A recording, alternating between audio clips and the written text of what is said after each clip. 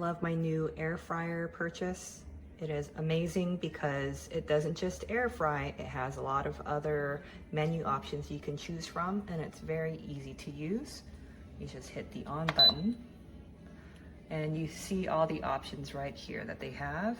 And to select any of those, you just hit menu.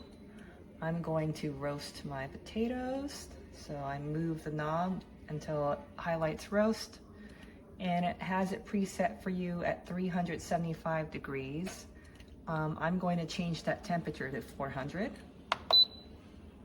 and move it to 400, and it's set at 400. The time is correct, 30 minutes, but if you need to change the time, you just hit the time button and move the knob again.